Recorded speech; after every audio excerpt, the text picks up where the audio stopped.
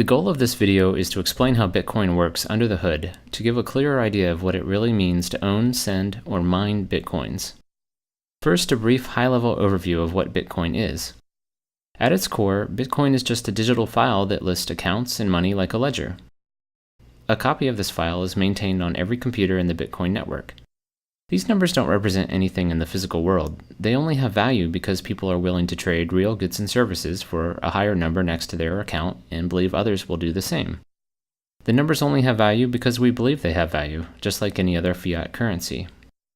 To send money, you broadcast to the network that the amount on your account should go down and the amount on a receiver's account up. Nodes or computers in the Bitcoin network apply that transaction to their copy of the ledger and then pass on the transaction to other nodes. This, with some math-based security, is really all there is, a system that lets a group of computers maintain a ledger. While this may sound similar to the way a bank maintains a ledger, the fact that the ledger is maintained by a group rather than a single entity introduces a number of important differences. For one, unlike a bank where you only know about your own transactions, in Bitcoin everyone knows about everyone else's transactions. Also, while you can trust your bank, or you can at least sue it if something goes wrong, in Bitcoin you're dealing with anonymous strangers, so you shouldn't trust anyone. The Bitcoin system is amazingly designed so that no trust is needed. Special mathematical functions protect every aspect of the system. The rest of this video will explain in detail how Bitcoin allows such a group of strangers to manage each other's financial transactions. At a basic level, for Alice to send money to Bob, she simply broadcasts a message with the accounts and the amount. Send 5 Bitcoins from Alice to Bob. Every node that receives it will update their copy of the ledger and then pass along the transaction message. But how can nodes be sure that the request is authentic, that only the rightful owner has sent the message? Bitcoin rules require a kind of password to unlock and spend funds, and this password is what's called a digital signature. Like a real handwritten signature, it proves the authenticity of a message, but it does so through a mathematical algorithm that prevents copying or forgery in the digital realm. Unlike a simple static password, a completely different digital signature is required for every transaction. Keep in mind that in Bitcoin, you're dealing with complete strangers, so you never want to reveal a password that could be copied and reused by someone else.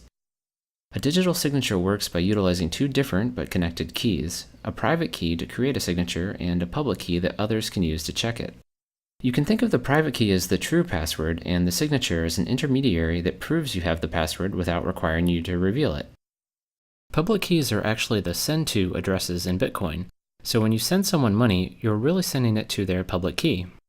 To spend money, you must prove that you're the true owner of a public key address where money was sent, and you do that by generating a digital signature from a transaction message and your private key. Other nodes in the network can use that signature in a different function to verify that it corresponds with your public key. Through the math behind the digital signature, they are able to verify that the sender owned a private key without actually seeing the private key. Importantly, because the signature depends on the message, it will be different for every transaction and therefore can't be reused by someone for a different transaction. This dependence on the message also means that no one can modify the message while passing it along the network, as any changes to the message would invalidate the signature. The math behind this is fairly complex, and while I won't try to explain it fully now, here are some topics you can Google to get started: elliptic curve digital signature algorithm and mathematical trapdoor. More at the end of the video. So far, we know that digital signatures are used to ensure a transaction is authorized, but I've oversimplified how nodes in the network keep track of account balances. In fact, no records of account balances are kept at all. If you don't keep track of how much money any given person has, how do you know if they have enough to send to someone else? Instead of balances, ownership of funds is verified through links to previous transactions. Here's how this works. To send 5 Bitcoins to Bob, Alice must reference other transactions where she received 5 or more Bitcoins. These reference transactions are called inputs. Other nodes verifying this transaction will check those inputs to make sure Alice was in fact the recipient, and also that the inputs add up to 5 or more Bitcoins. Let's look at a real transaction to see this in practice. This transaction references 6 inputs for a total of 139.6 Bitcoins. In the output section, notice that there are 2 lines. The first one of these is actually going back to the sender as change for the transaction. A simplifying rule states that each input must be used up completely in a transaction. So if you're trying to send an amount that doesn't exactly match one of your inputs, you need to send any remaining amount back to yourself. Through these reference input linkages, ownership of Bitcoins is passed along in a kind of chain, where the validity of each transaction is dependent on previous transactions. But how can you trust those previous transactions? You can't, and you should check their inputs too. In fact, when you first install Bitcoin wallet software, it downloads every transaction ever made and checks each one's validity all the way back to the very first transaction. Remember, you're dealing with complete strangers, so it's important to verify every transaction for yourself. This process can take over 24 hours, but it only needs to be done once. Once a transaction has been used once, it is considered spent and cannot be used again. Otherwise, someone could double spend an input by referencing it in multiple transactions. When verifying a transaction, in addition to the other checks, nodes also make sure that inputs haven't already been spent. To be explicit, for each input, nodes check every other transaction ever made to make sure that input hasn't already been used before. While this may seem time-consuming, as there are now over 20 million transactions, it's made fast with an index of unspent transactions.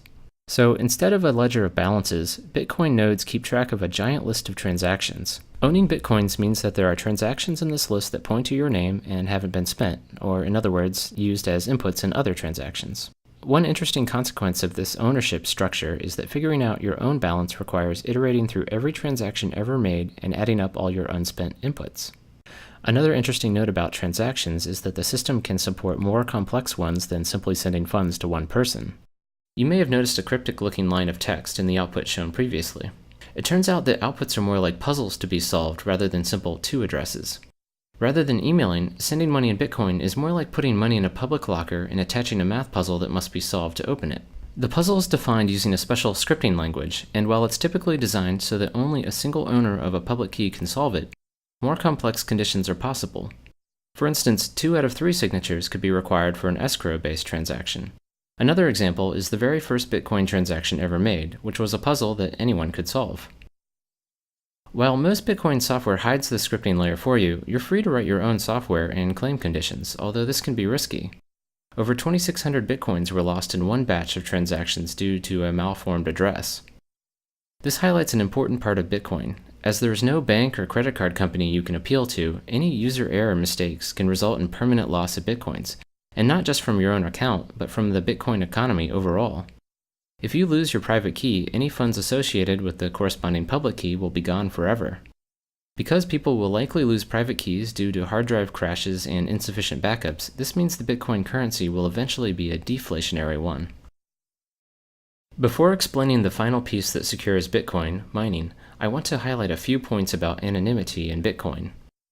If you access Bitcoin through a Tor network that hides your IP address, you can use Bitcoin without ever revealing anything more than your public key.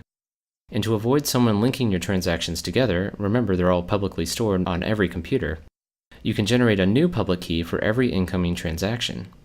It is possible, however, to inadvertently link public keys together. In the transactions shown earlier, 6 input transactions were used as sources, and despite the fact that all those inputs were sent to different addresses, they all became linked in that transaction. The sender proved that he owned all of those addresses by supplying the digital signature to unlock each one. Researchers have in fact used these links to study Bitcoin user behavior.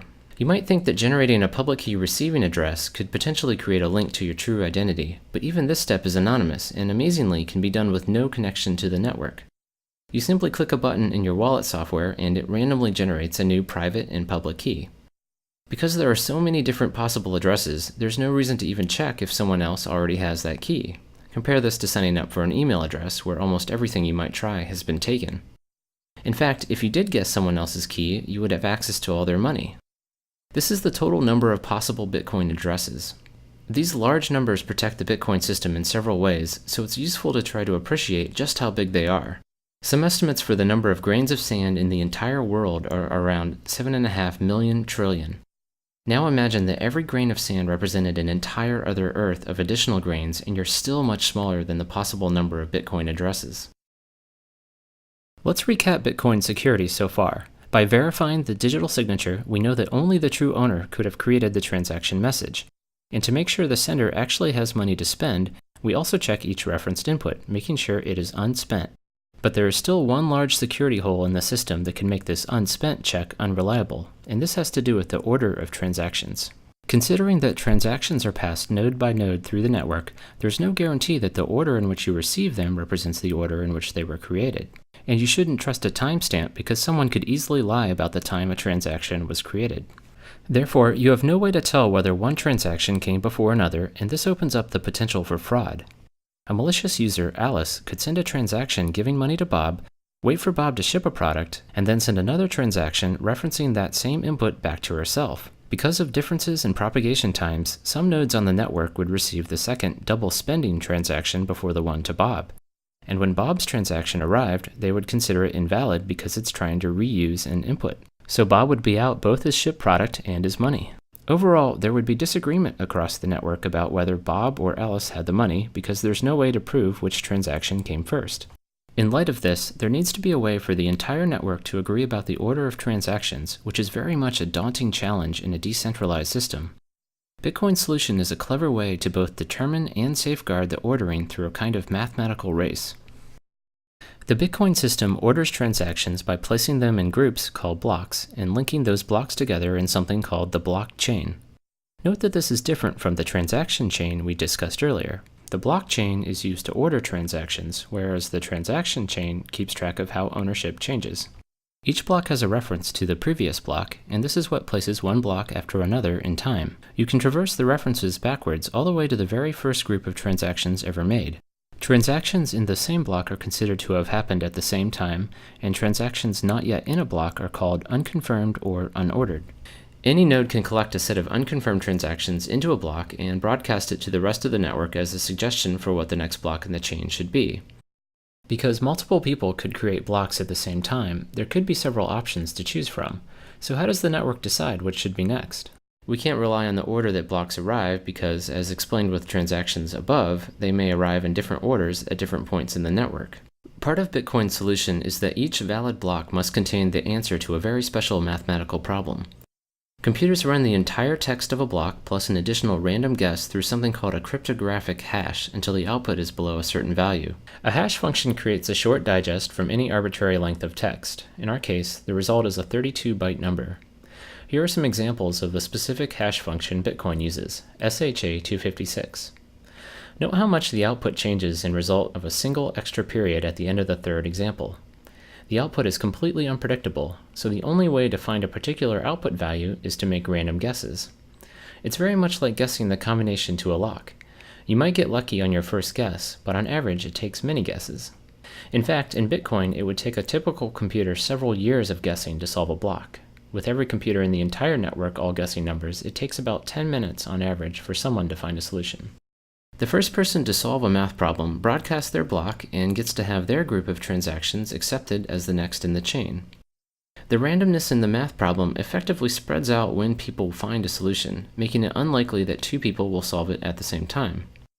Occasionally, however, more than one block will be solved at the same time, leading to several possible branches. In this case, you simply build on top of the first one you received. Others may have received the blocks in a different order and will be building on the block they first received. The tie gets broken when someone solves the next block. The general rule is that you always immediately switch to the longest branch available. The math makes it rare for blocks to be solved at the same time, and even more rare for this to happen multiple times in a row.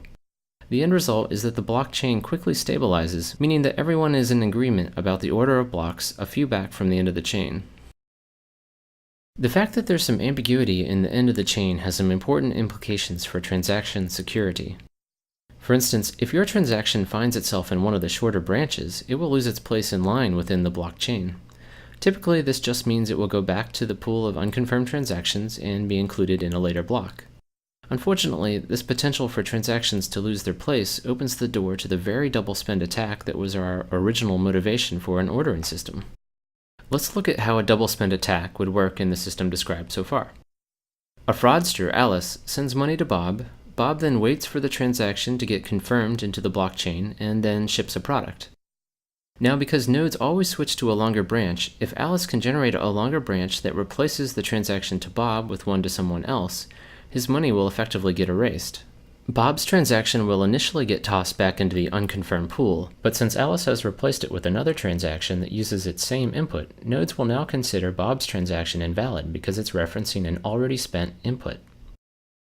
So how does the ordering system prevent Alice from defrauding Bob? You might think that Alice could pre-compute a chain of blocks to spring on the network at just the right time, but the math puzzles in each block actually prevent this. We need to look a little deeper into the cryptographic hash explained earlier to fully understand why.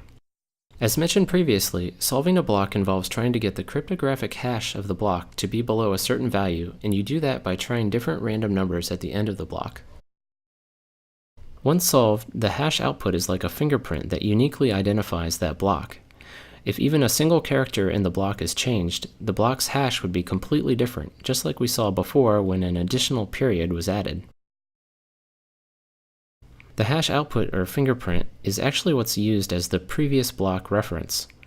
One result of this is that there's no way to switch out a block in the middle of the chain, because the hash value for the new block would be different and the next block's reference would no longer point to it. And subtly, but even more importantly, a block cannot be solved before the previous block is solved. The previous block reference is part of the text that goes through the hash function, so any changes to it would require resolving. Getting back to Alice, this is why she can't pre-compute a branch. She can only start solving blocks once the block she wants to build on is solved and its hash value is known. She is therefore in a race with the rest of the network until Bob ships a product, which is when she wants to present a longer branch. One last question is whether Alice might be able to outpace everyone if she had an extremely fast computer or perhaps a room full of computers. But even with thousands of computers, she would be unlikely to win the race to solve a block because she isn't racing any one computer, but rather the entire network. You can think of it like a lottery. She can operate thousands of computers, or equivalently, buy thousands of lottery tickets, but even then, it's much more likely that someone else would win. She would need control of half the total computing power in the entire network to have a 50% chance of solving a block before someone else, and much more to have a high probability of winning several blocks in a row faster. So transactions in the blockchain are protected by a mathematical race, one that pits an attacker against the entire rest of the network. A consequence of blocks building on top of each other is that transactions further back in the chain are more secure. An attacker would have to outpace the network for a longer amount of time to carry out a double spend attack, replacing a block further back in the chain. So the system is only vulnerable to a double spend attack near the end of the chain, which is why it's recommended to wait several blocks before considering received money final. One last comment on the blockchain before explaining the final pieces of the Bitcoin system. Amazingly, nothing described so far requires any trust. When you receive information from strangers in the Bitcoin network, you can check for yourself that block solutions are correct. And because the math problems are so hard, you know that there's no way any attacker could have generated them on their own. The solutions are proof that the computing power of the entire network was brought to bear. Now that we've discussed how money is transferred through digital signatures and transaction chains, and how the order of those transactions is protected in the blockchain, let's go over the final piece, where Bitcoins come from. To send money, you must reference a previous transaction where you were the recipient, but how do coins get into this ownership chain in the first place? As a way to slowly and randomly generate and distribute coins, a reward is given to whoever solves a block. This is why solving blocks is called mining, although its real purpose is to verify transactions and safeguard the blockchain. Every 4 years, the block reward is cut in half, so eventually no more coins will be released. About 21 million in total will be created. Bear in mind that you can send down to 1/100 millionth of a Bitcoin, so the total number available will likely not limit the currency's usability. Once the block rewards cease, what incentive will miners have to process transactions? In addition to the block reward, miners also get any transaction fees that can optionally be included with transactions. Right now, miners will include transactions with no fees into blocks because their main incentive is the block reward. But in the future, transactions will likely be processed in order of the fees attached, and ones without fees will likely be ignored. So sending money in Bitcoin will probably not be free, but will hopefully still be cheaper than current credit card fees. As mentioned before, on average, it would take several years for a typical computer to solve a block, so an individual's chance of ever solving one before the rest of the network, which typically takes 10 minutes, is very low. To receive a steadier stream of income, many people join groups called mining pools that collectively work to solve blocks and distribute rewards based on work contributed. These act somewhat like lottery pools among coworkers, except that some of these pools are quite large and comprise more than 20% of all the computers in the network. The fact that some of these pools are so large has some important implications about security. As mentioned before, it's very unlikely for an attacker to solve several blocks in a row faster than the rest of the network, But it is possible, and the probability increases as the attacker's processing power gains in proportion to the rest of the network. In fact, one of these mining pools, BTC Guild, has solved 6 blocks in a row by itself and has voluntarily limited its members to ward off distrust in the entire Bitcoin network. Even with substantial computing power, the farther back in the blockchain a transaction gets, the harder it would be for an attacker to change it. The current recommendation is to wait for a transaction to make it into at least one block or get one confirmation before considering it final. And for larger transactions, wait for at least 6 blocks. In light of BTC Guild's ability to solve 6 blocks in a row, you might want to wait even longer. By design, each block takes about 10 minutes to solve, so waiting for 6 blocks would take about an hour. Compared to the several seconds a credit card transaction takes, waiting this long for a confirmation may seem burdensome, but keep in mind that credit card customers can claim a stolen card months later to have charges reversed from merchants, called chargebacks, so Bitcoin is actually much faster from a merchant's perspective. The particular choice of 10 minutes was somewhat arbitrary, but extremely short times could lead to instability and longer ones would delay confirmations. As more computers join the network and specialized hardware is designed specifically for mining, the block solution time would get very small. To compensate, every 2 weeks, all the Bitcoin software recalibrates the difficulty of the math problem to target 10 minutes. For comparison, a similar digital currency called Litecoin has been able to operate with a 2.5-minute block time. In summary, Bitcoin is a mathematically protected digital currency that is maintained by a network of peers. Digital signatures authorize individual transactions, ownership is passed via transaction chains, and the ordering of those transactions is protected in the blockchain. By requiring difficult math problems to be solved with each block, would-be attackers are pitted against the entire rest of the network in a computational race they are unlikely to win. Bitcoin promises many interesting ideas, such as insulation from government meddling, anonymity, and potentially lower transaction fees. It also has many challenges, as it is currently very difficult to exchange Bitcoins for other currencies, and it has been cited as a haven for illegal activity and tax evasion, so governments may try to ban it. Also, the mathematical race that protects the blockchain uses a substantial amount of electricity. If you'd like to view a written version of this video, you can find one on my personal blog, imponderablethings.com. The blog also has some additional explanations of the math behind the digital signatures and cryptographic hashes that underlie the system.